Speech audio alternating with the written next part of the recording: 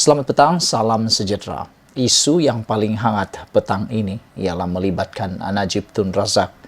Walaupun Najib telah dimasukkan dalam penjara dan telah meringkuk di penjara dalam beberapa bulan sudah, namun cerita tentang dia masih lagi hangat dan masih lagi diperkatakan di seluruh dunia, terutamanya media di Malaysia.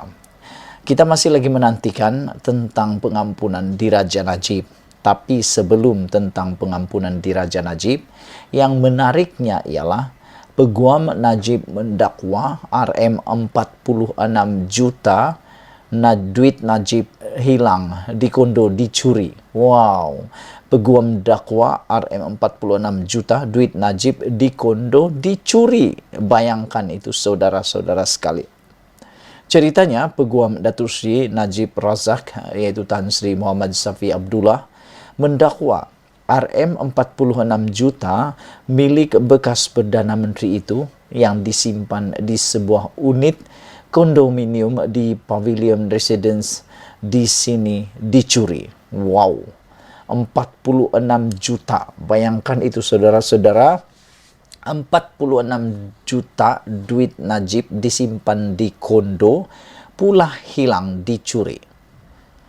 Berapa banyak sekali duit itu? 46 juta disimpan dalam kondo dan hilang pula. Aku tak pernah lagi nampak sebenarnya. Secara pribadi aku belum pernah nampak lagi macam mana keadaan dia, berapa banyak duit 46 juta itu kalau disimpan dalam rumah. Dan bagaimana boleh dicuri pun aku hairan. Muhammad Safi berkata, ia berikutan, wang keseluruhan yang disimpan berjumlah RM160 juta, namun polis hanya menemui RM114 juta yang kononnya hasil penyelewengan dana 1MDB ketika menyerbu permis itu pada 17 Mei 2018. Jadi makna kata diakui oleh peguam ini bahawa semasa serbuan di rumah Najib, yang ditemui ialah RM114 juta. Jadi yang hilang 46 juta. Wow, dalam rumah tu bosku banyak juga kan. Pihak berkuasa itu juga tidak mengira wang di lokasi serbuan. Sebaliknya di tempat lain yang menimbulkan pelbagai persoalan, kata peguam tersebut. Selepas keputusan pilihan raya umum PRU 14 pada 9 Mei 2018, ada serbuan dan banyak barang dirampas di premis itu, katanya. Kerajaan baharu ketika itu diterajui Tun Dr. Mahathir Mohamad membuat kenyataan wang itu dicuri daripada 1MDB. Ingat perkara itu, Najib memaklumkan wang yang ada adalah RM160 juta, bukan 114 juta. Maka ada orang mencuri sejumlah wang itu.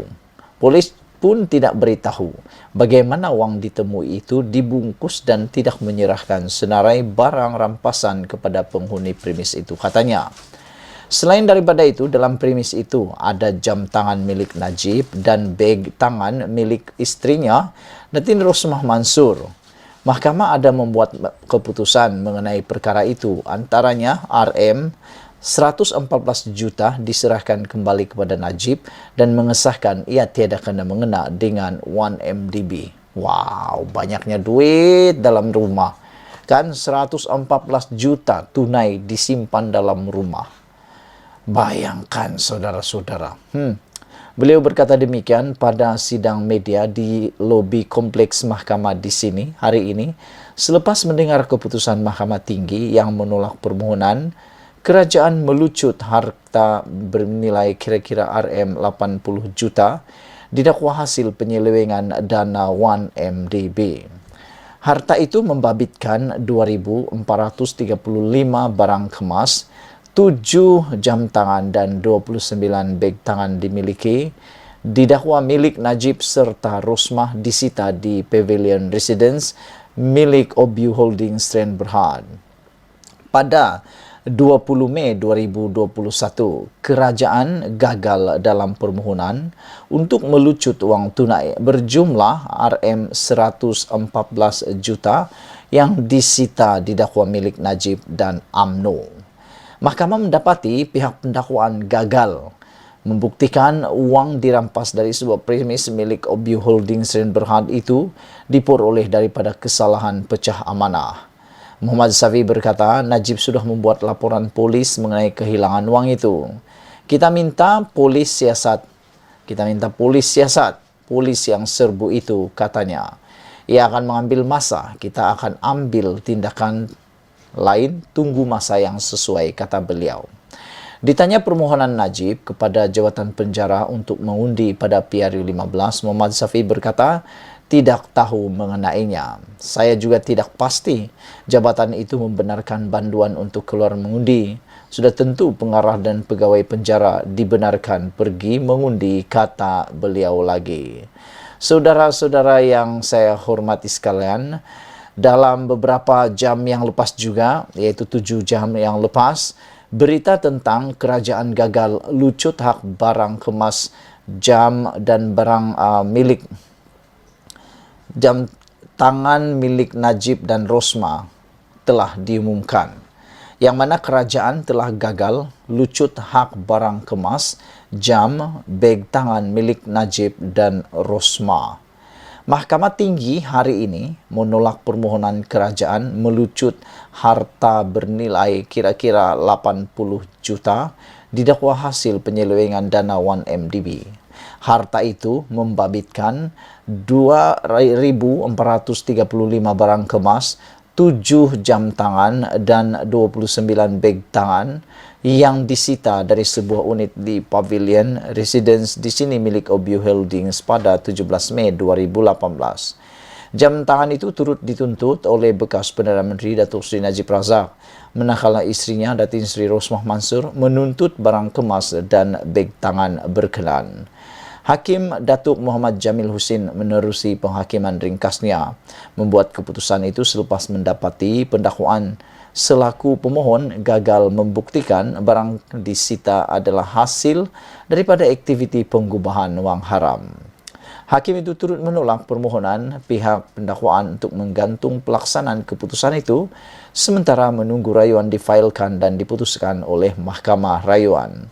Saya mendengar permohonan menerusi affidavit dan difailkan pemohon dan pihak-pihak ketiga yaitu Najib dan Rosma. Saya juga sudah menimbang hujahan bertulis semua pihak. Selain itu, pendakwaan memaklumkan seutas gelang bernilai RM 220.500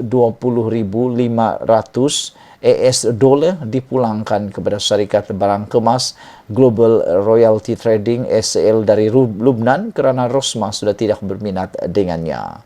Sebab itu jumlah barang kemas menjadi 2.435, manakala jumlah jam dan beg tangan masih sama.